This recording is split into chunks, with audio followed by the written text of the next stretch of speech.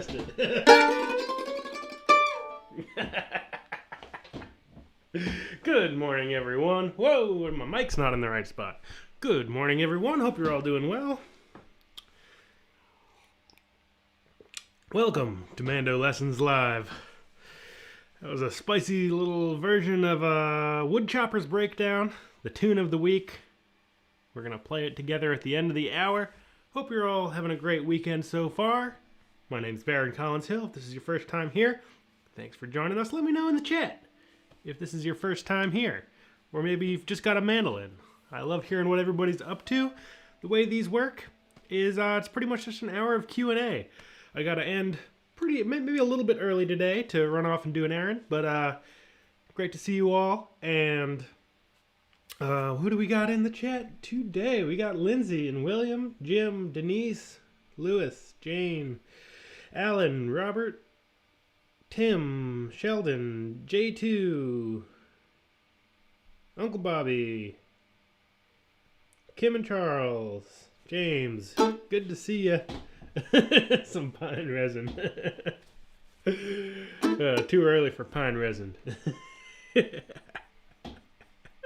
But great to see you all. The way these work, an hour of Q&A, so if you got any questions, I love hearing what people are up to, what you're working on.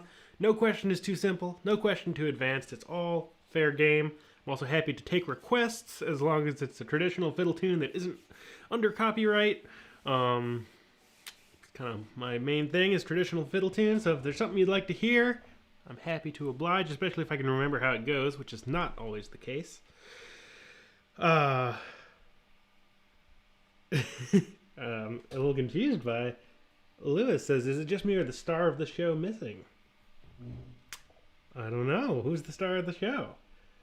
And I'm just like, is there something behind me that's not there that usually is? Can't remember. But anyway, let's see. We got people from all over the world. Great to see. Have you okay, got a couple questions already. Jim says, is there a vocabulary for the parts of a mandolin tune? In other words, I've heard the bridge. So in general, in traditional, I call them fiddle tunes because they kind of come from fiddle or violin repertoire. And then mandolins play them too because they're tuned the same. Often it's A and B part, so Woodchopper's Breakdown, this is the A part.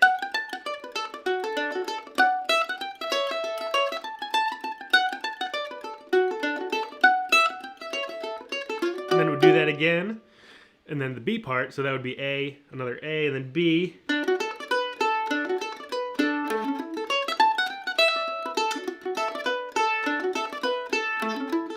Another B.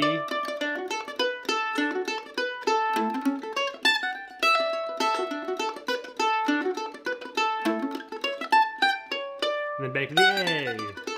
Other names, you will hear people say, like, the bridge is more of kind of for songs. Like, you'll have verse, chorus, verse, chorus, verse, chorus, and then maybe you'll have a bridge, which is a little different from the verse and chorus and kind of goes somewhere else. That occasionally will happen in fiddle tunes, but not so much in most traditional fiddle tunes. Another name people have for the parts is the low part and the high part. And it's just sort of like which part goes kind of sonically higher. So the high part of Woodchoppers would be,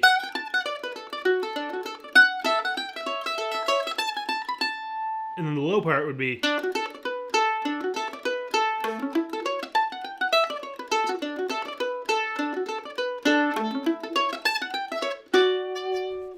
and there's probably other names, but those are the kind of the most common that I hear. But yeah, I'm sure other people call them different ways. Tim asks, have you recorded chicken reel on your website? I have not, no, but I should.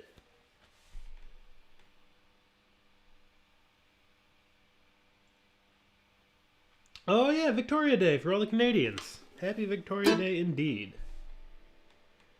First time, new mandolin from Carrie. Congratulations on the new mandolin and welcome. Thanks so much for joining us. Oh, nice. Lewis was having some tech difficulties, I guess. Oh yeah, I guess I didn't even think. really register. It was Victoria Day, and then I played a Canadian tune. So there you go.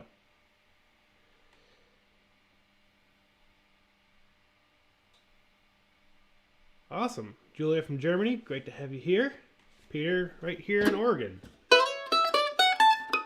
So yeah, throw out any questions or thoughts you might have. I love seeing the chat light up and everybody talking to me and talking to them between each other.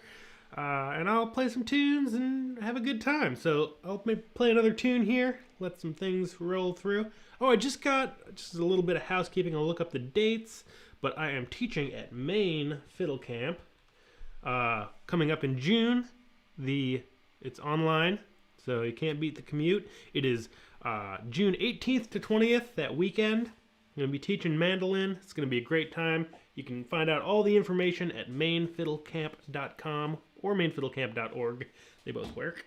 And yeah, I hope to see you there. I just had a great time last weekend with a bunch of folks at March Mandolin Festival, now May Mandolin Festival, but back to March next year. Just got postponed a couple months. Super fun time teaching with David Surratt and Marla Fibish. Super good time. Ooh, that reminds me that I need to send them my videos that are sitting on my...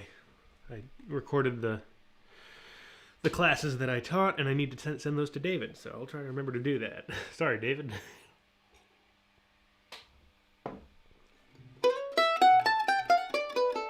Alright, Siddharth from India. Good to have you here. Glad you're enjoying the website and the live streams. Play some kind of A tune here.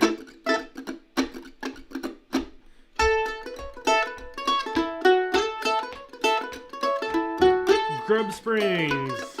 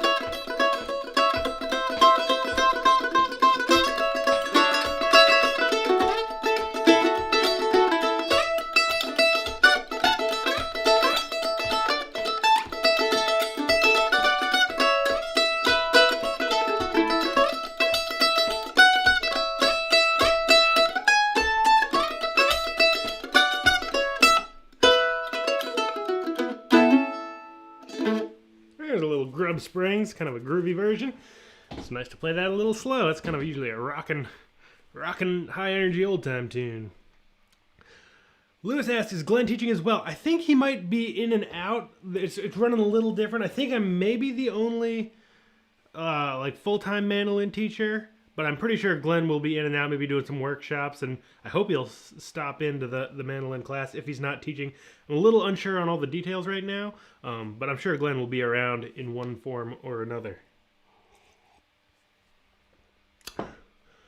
All right, let's see. Bit of a different question from James. A great question. I was looking at this while I was playing. As you teach, what are the main difficulties and stumbling blocks you see with students? Any recurring themes that might be useful to know? Definitely.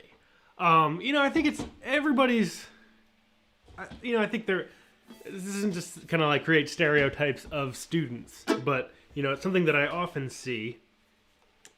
That's a great question. There's a number of things. One, just kind of from like a personal engagement or like direction area. Like I often, especially with beginners, will say like, oh, like what kind of music do you like to listen to? What are you hoping to like? What kind of stuff do you want to play on the mandolin? You want to play bluegrass or tunes or classical music or jazz? Like what kind of drew you to the instrument? And a lot of times people have trouble answering that question, which is understandable.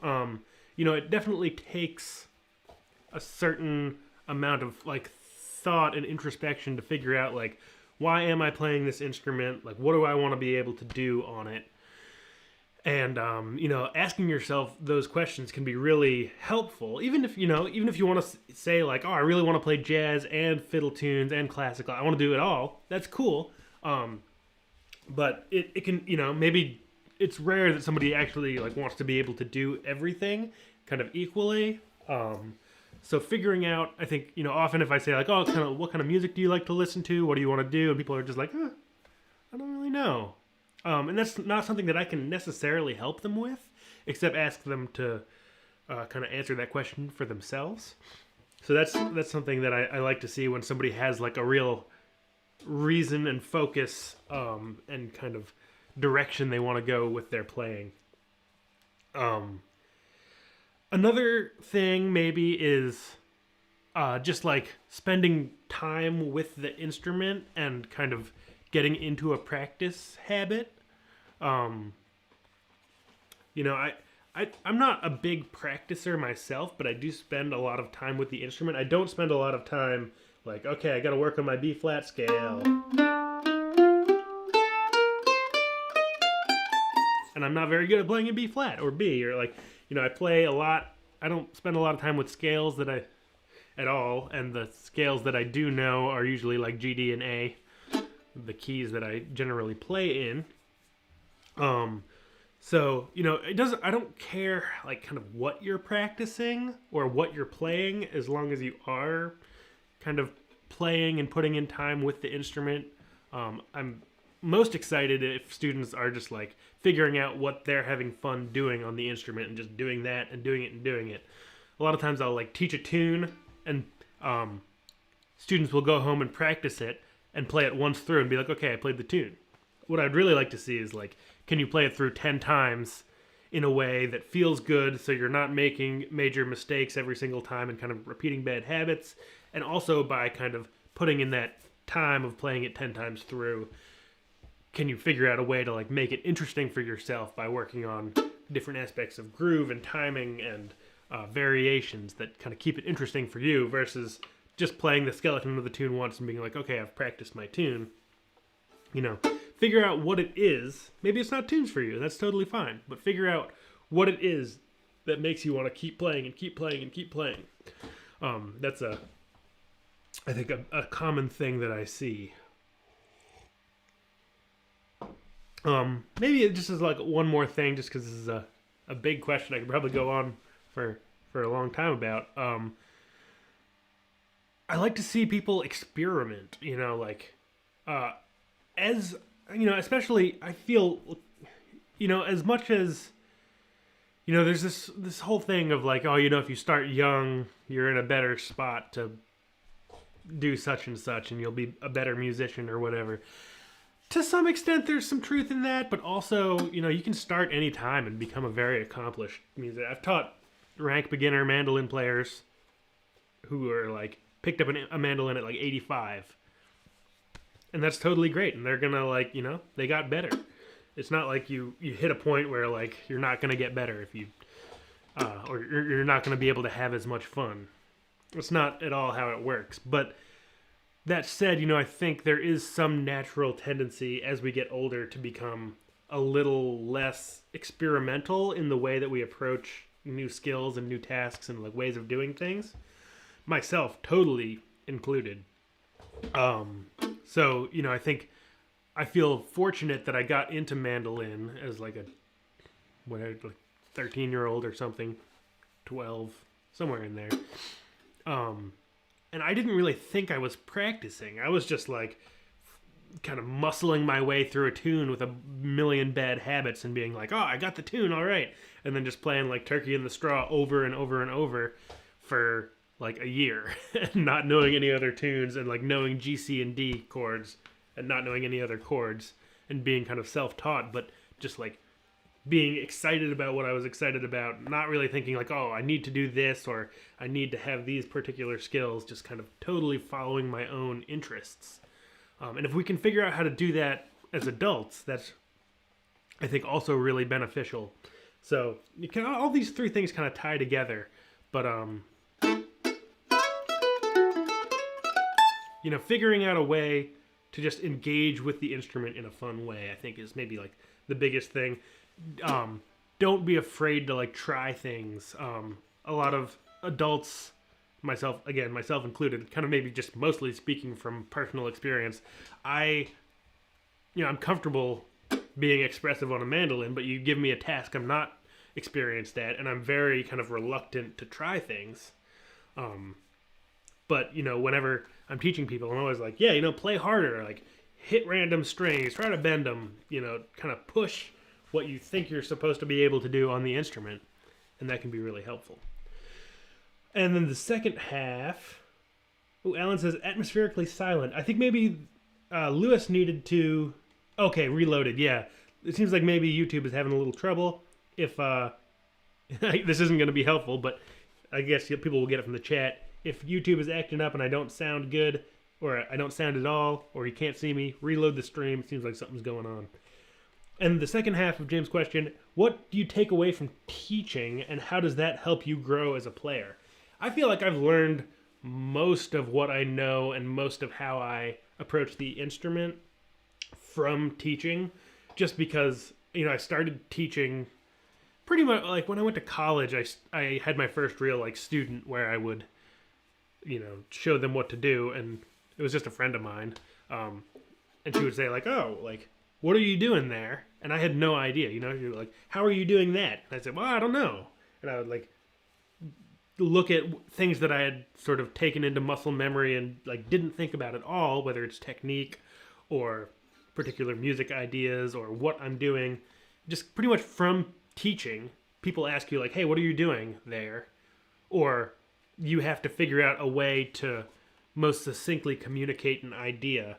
And just through trial and error and not explaining it very well for a bunch of times in a row, you just start using different language and kind of dissecting your own playing. You say, okay, here's what I'm doing. You figure that out, and then you figure out, okay, what words and what language can I use to transfer that properly to somebody else? And then by doing that, even, by learning to communicate with other people, you're really solidifying what you're doing as well. So, a lot of what I teach with like technique and, basic tone production, all that sort of stuff, and like how to break down tunes, when I've gotten a lot better at learning tunes by teaching them, because I have to break them down into little bite-sized digestible chunks. So now when I'm learning a tune, I do the same thing. I can hear those chunks quicker, therefore put them together quicker. So great question all around. I'd say that's probably the most of, that's my thoughts on it at the moment anyway. James said, I heard that question put to Sharon Gilchrist on the Mandolins and Beer podcast and wonder if Baron might have more thoughts on it. Nice. Yeah, Dan does a great job answering folks. That's a great question. I haven't listened to that episode yet, but everybody should check out Mandolins and Beer. Great podcast. Cool, yeah, chord note, targets, and improvising is something. I'm glad you're enjoying that, Jim.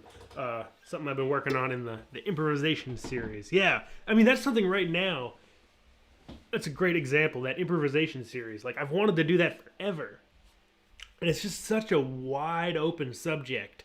There's no, I can't just say, like, here's the one lesson on how to improvise, because it's either going to be too vague and kind of atmospheric of like, oh, you just got to feel it and you got to really get into it. That, like, saying that isn't really super helpful to most people in terms of like how to improvise. And the other end of the spectrum is like, you got to hit your chord tones and use like scale patterns and try to play like there's all these really, really little kind of nitty gritty details that you can't just like list them out and be like, do this, and give somebody 36 like bullet points of how to improvise with really kind of specific things in one go. So it's been really helpful for me, and I think helping me become a better improviser, to make this series on how to improvise, because it's really making me dissect something that I haven't put into words for myself in a new way. So I'm really enjoying that. Enjoying that process, and I look forward to continuing that down the road. All right, Johan from the Netherlands. Good to see you here. Okay, yeah. So anyone, it seems like people in the chat are getting this figured out, but there seems to be some problem with YouTube today. So refresh your stream if you can't hear me.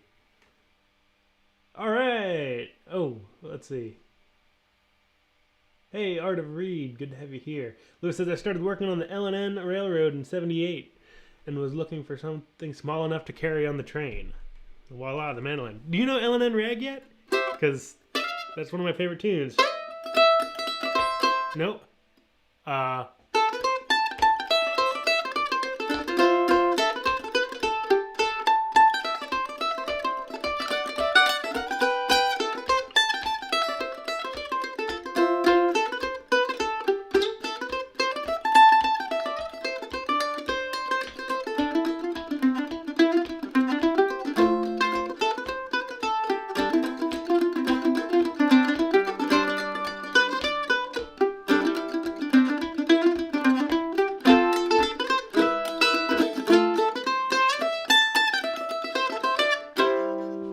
I feel like we've talked about that, Lewis, but L&N Rag, great tune.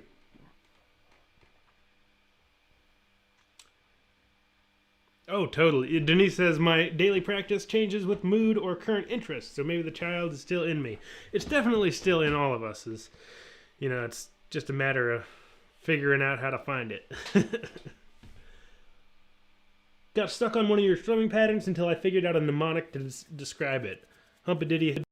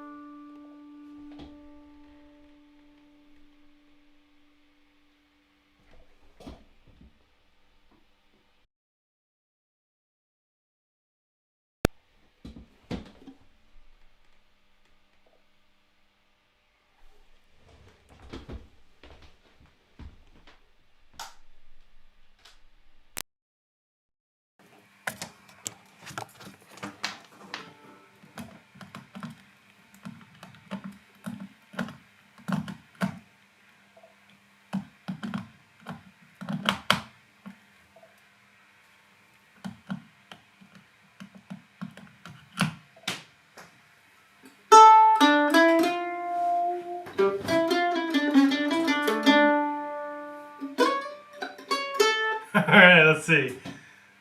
Alright, we have sound. Great.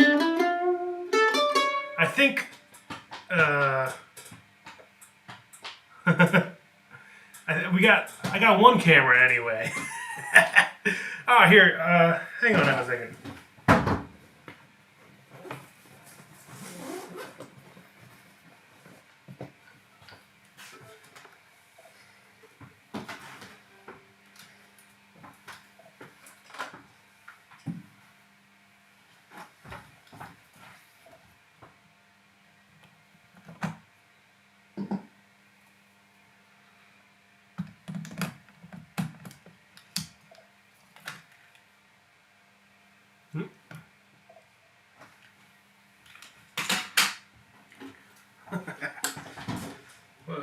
Wait, what? Oh, yeah.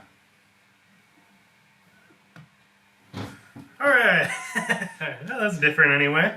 Welcome to the alternate view of MandoLessons. Never before seen my really messy room. Let's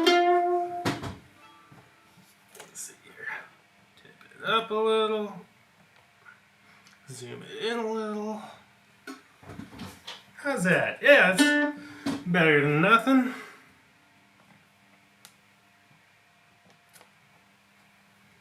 Yeah, apparently my main camera just totally cut out. Not super in focus. Let's fix that. Welcome to the behind the scenes.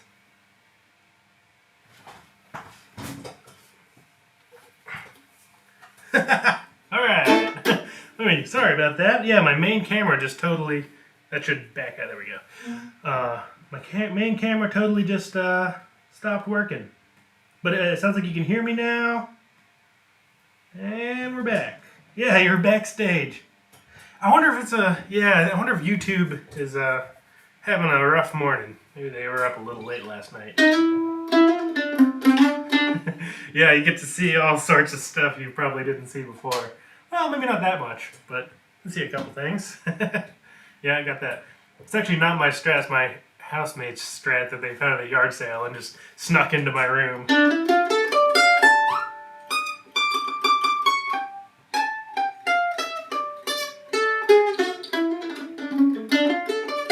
Alright, so anyway, let's go back to the question. If you got questions and I didn't answer it yet, throw them back in the chat because I totally got derailed there. But hopefully this screen keeps up.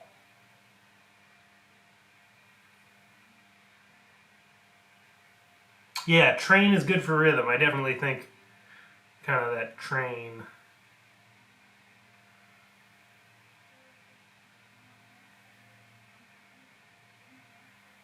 Alright, so stream froze. Let's see.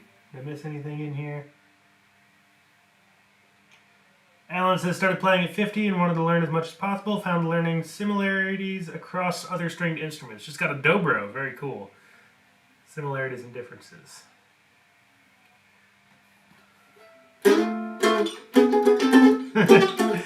Sheldon says, this is a sign of a skilled musician, too busy to work. Yeah, too busy working on music to clean. If I didn't have these live streams, this room would be a total disaster. I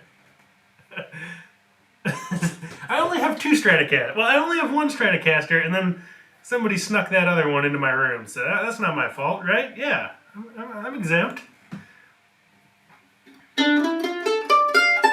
Ooh! Lewis, let us know. Did you find a bird out there? He says he's got some news on the MAS. Mandolin Acquisition Syndrome. Alright, I'll play a little tune here. Just to let Lewis give us the whole scoop.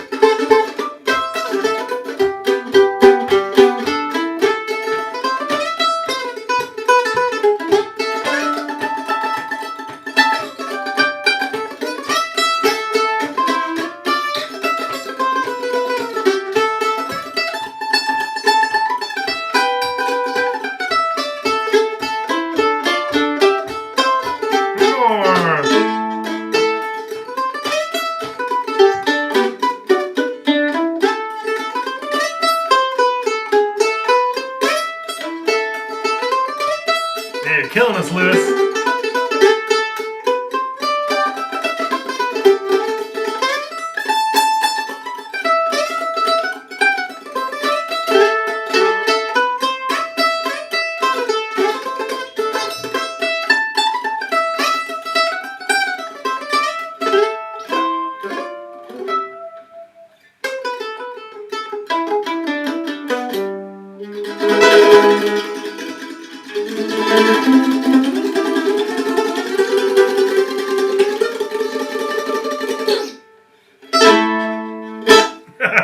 Lewis, you're really drawing this out.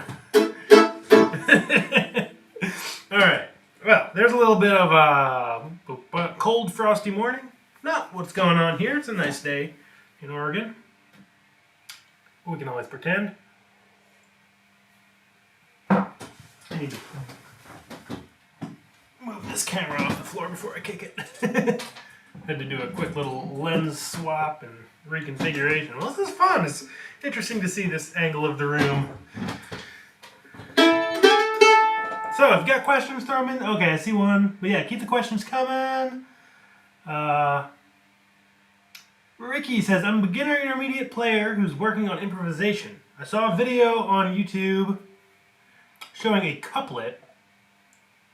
How and when do you make a couplet? And how does it fit into improvisation? I am not familiar with that term. I mean, I know about a couplet in, like, poetry, but not in music. So, unfortunately, I don't think I can answer your question. I just don't know that term.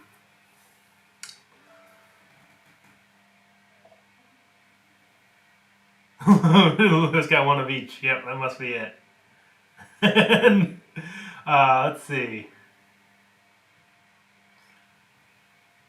James says, Glasgow has gone into full lockdown again, meaning I can't go visit the workshop with the luthier I ordered the mandolin with yet. Very much looking forward to the day. Yeah, I hope you get to see the space soon, because that's always a fun treat. Lewis says, after talking to James at the store and listening to him play, my Weber and the Pava and the Ellis, the condition is in remission. Awesome, did not make a purchase. That's always great, you know, to have an instrument that you really love. That Weber is great. And, you know, to really it's a very it's a good feeling to play a bunch of stuff and then realize what you got is the thing that you want. I feel very lucky that that's how I felt about this Ellis for so long.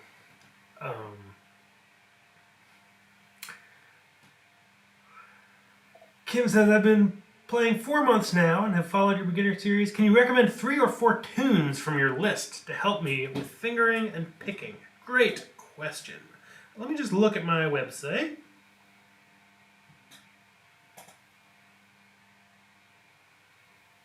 And I will come up. It's hard to do it off the top of my head. So I'm just going to cheat. And if I go to Lessons, Fiddle Tunes, I've now got this handy little thing so I can go. How about beginner tunes? Alright, so 4 fiddle tunes. Let's do Bag of Spuds. It's a great Irish tune. It has a lot of string crossing, which is really helpful. I'm going to do all, how about this? I'm going to do all tunes in the key of D, because that'll really help get you used to the key of D and, you know, get your hand a little more comfortable just playing all in one key. Bag of Spuds is a great Irish reel. Going straight down the list, Behind the Haystack will really get you into the idea of what a jig should sound like. It's also a 3-part tune, but it's very repetitive. So Bag of Spuds, Behind the Haystack, Coleman's March is a great old-time tune with a little bit of space in it. And then one more. Let's see. I like this game.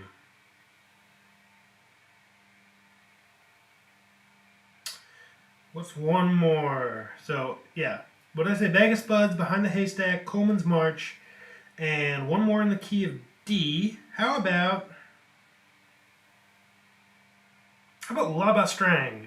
Great Quebecois tune. And it's got, it's in D, or let's see, yeah. It's in D, but it's got a C natural in it, which will make, once you have played a couple tunes in D and you hit that C natural, you'll really start to hear it. There you go. Great question. I love that kind of thing. Makes me think.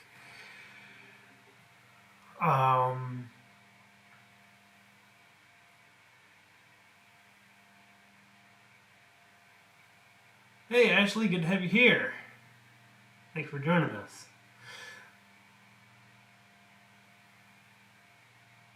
2 notes of a 3-note chord. Okay, so yeah, so I think that's what most like mandolin player and folk musicians would call like a double stop.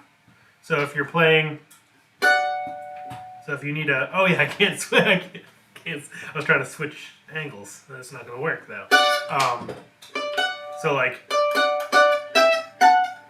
in the key of D on the A and E strings, we've got 5 and 2,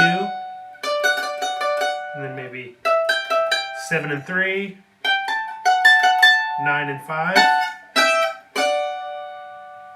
Maybe those are couplets. I will need to like look up that term and sort of be able to understand it myself before I can talk too much about it. If people haven't been, then the Celtic Connections Festival is a great time to visit. Yeah, I would love to get to Celtic Connections sometime.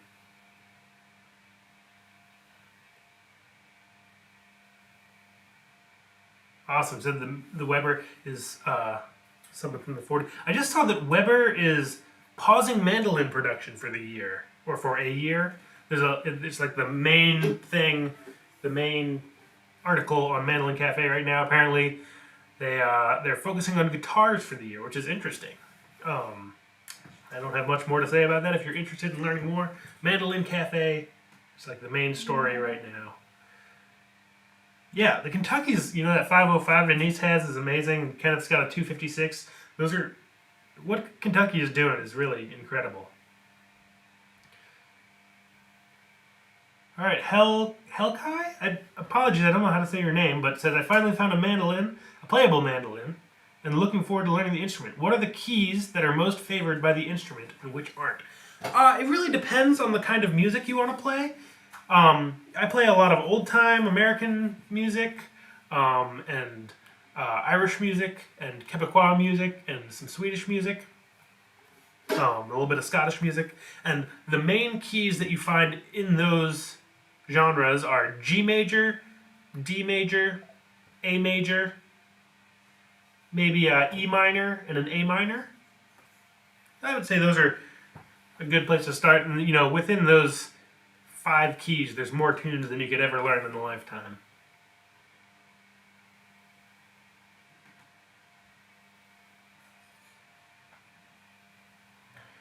Let's see.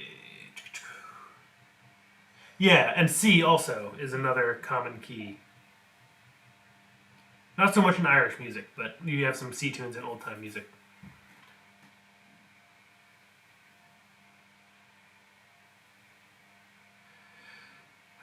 Oh, nice. Julia says, I recently practiced Kitchen Girl. Already can play it, but need to improve with the speed. Yeah, just keep playing it, and the speed will definitely come. I do play guitar as well.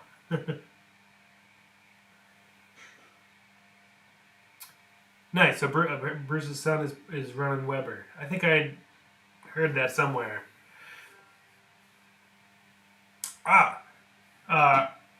Hermonta says, your videos are very helpful. As a beginner, I would like to know the best way to practice chords. I think the best way to practice chords is to have a song or a tune to play along with. So maybe I have all the play-along tracks. With all the fiddle tunes that I play, if you've learned a couple of those fiddle tunes. In the sheet music, I have written out the chord that goes along with the melody, the chords that go along with the melody, and then there's the play-along track. So you can make it so you're just hearing me play the mandolin.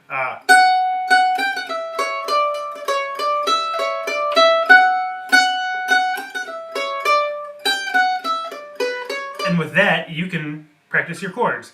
Or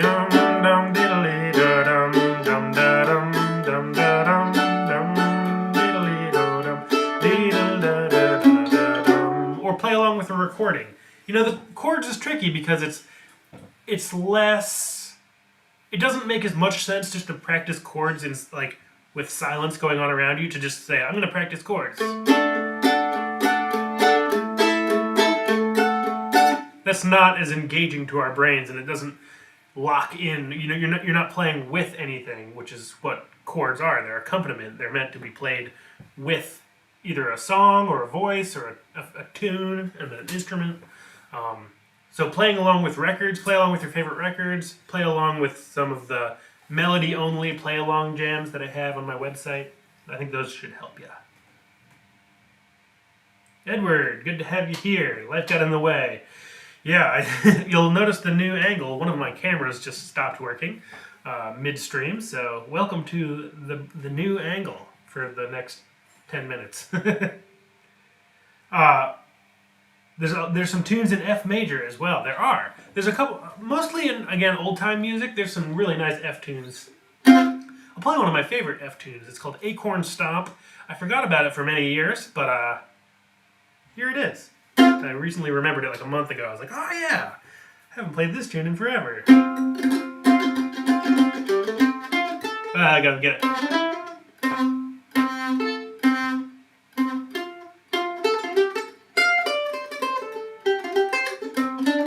There it is. 1, 2.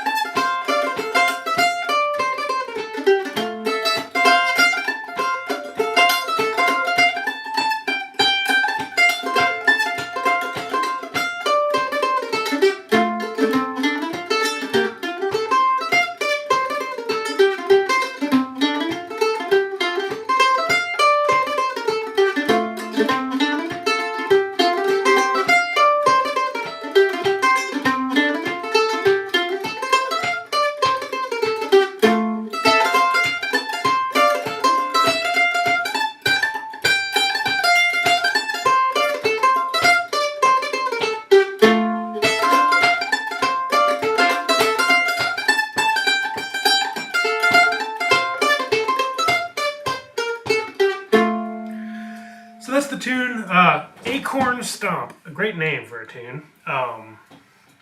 And yeah, so that tune is in F major, which there are some tunes not super common, at least in the kinds of music that I play, but they're out there and they're super fun.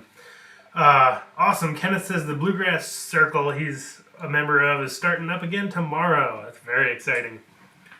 Yeah, it's nice that things are finally, at least in some places, finally starting to trickle back in, and I hope the momentum keeps up. Ricky has a great question. When I hear an unfamiliar song, I can't tell what key it's in unless I see the guitar player or someone to follow. How can I tell what key a song is in just by listening? Just by listening is a tricky thing to do. I think for me, the only time that I can tell what key a song is in, there's a couple ways. One is I have a vague idea of what my vocal range is, which is outside of just listening, but usually like the lowest note I can hit is about a G.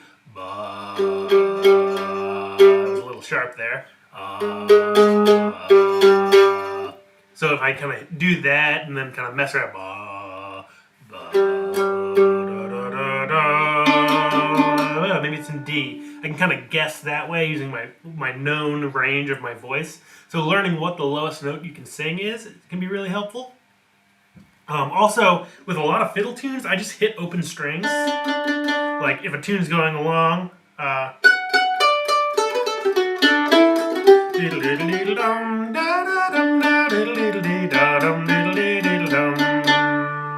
listening to like the last note of a chord of a song or a part of a tune, and playing open strings and saying, oh, because it's probably in G, which you have an open string for, D, which you have an open string for, A, major or minor, but you have an open string, and E minor.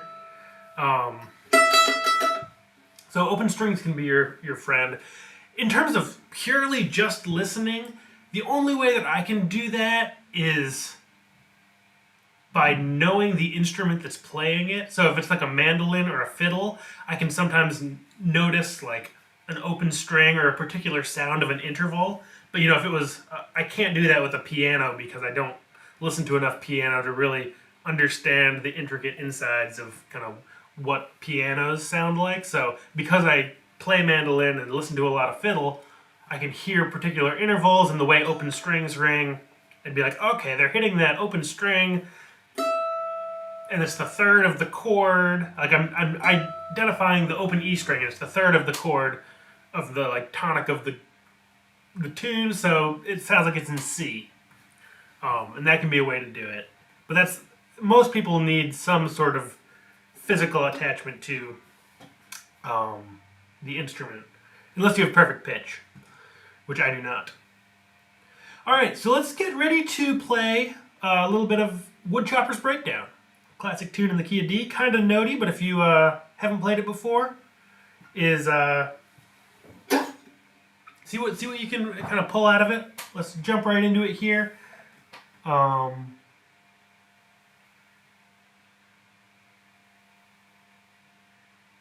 Shades of Miss Monahan. Cool. I haven't thought about that. A lesson on Acorn Stomp. Happy to.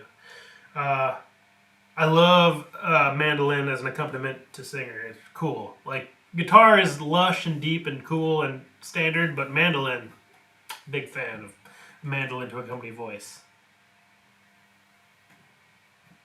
Ooh, Farewell to Long Hallow. Very cool tune. Haven't thought about that in a long time. Hey Andrew, good to have you here. Could you share with us the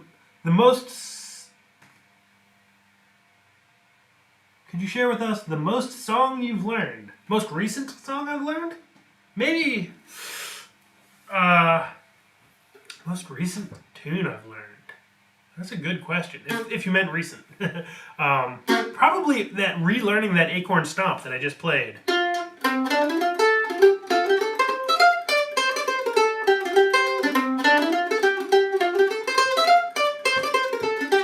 Hadn't played it in a long time. I don't know if you caught that, but I was just playing that maybe as you came in. And key of F.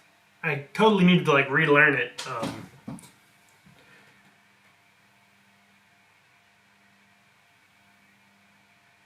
Yeah, the subtle art of listening to yourself play with your ear right up to your instrument can be helpful, totally.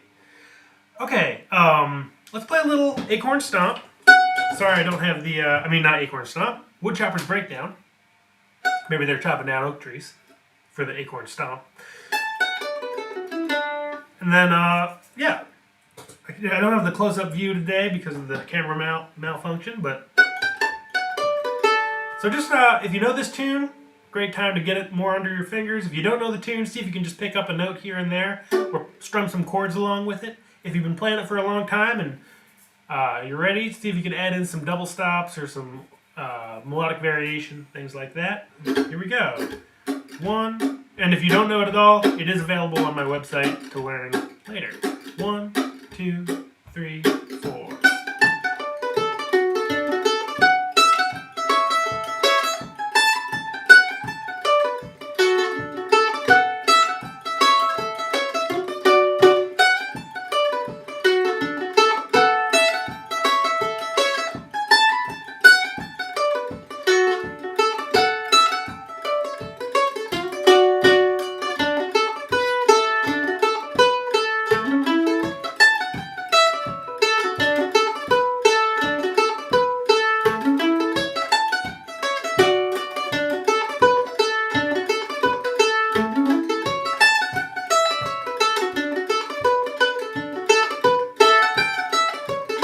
Take it!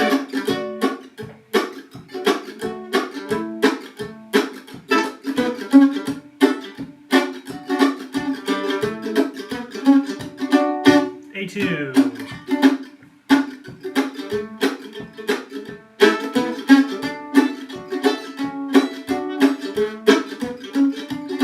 B.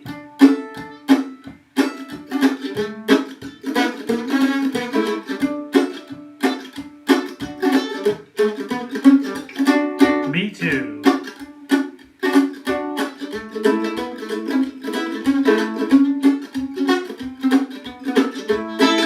I'll take it.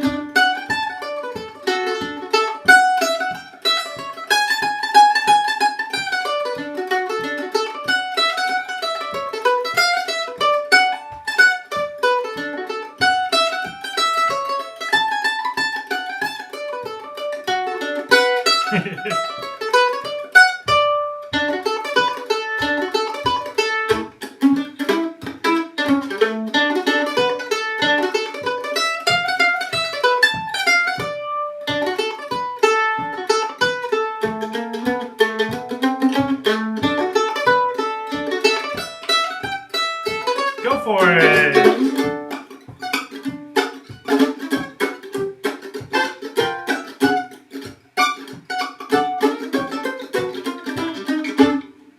A2.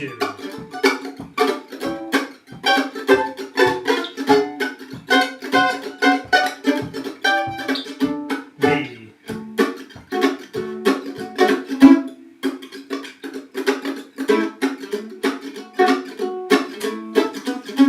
B2.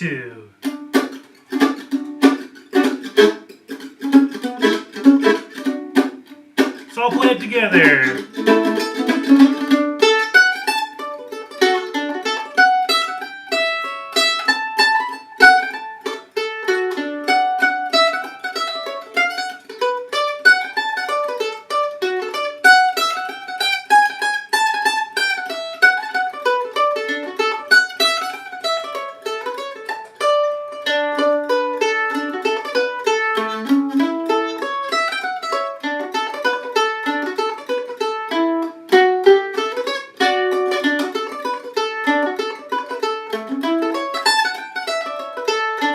Go now!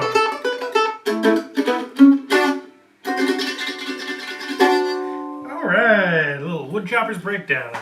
Great tune. Alright, I gotta jump out and run here. I gotta get right in the car and go off and do an errand. But thank you all so much for tuning in. We'll pick another one next week. We'll pick it at the beginning and just kind of run with it. We're almost at 100 episodes. Thank you all for sticking around. Sorry, Gary and Jim, I think, is asking maybe about the 10-string mandolin. I've played that in the past. I think, Jim, you've probably seen that. It's just the A-style, smart. but it is like kind of 10-string mandolin style thing. Gary, I'll definitely do some inverted chords next time. So come back next week, Saturday, and we'll jump into that stuff if you re-ask the question. Yes, in Brazil, the bandolim is the same thing, tuned like a violin, G-D-A-E. My Darling Asleep next week. Let's do that. Perfect. Thank you, James, for the quick draw on the next week's tune. Have a great weekend, everybody. Thanks so much for sticking around. I'll have the camera back up and running next week, and see you all soon. Keep picking. Have a good day. Bye-bye.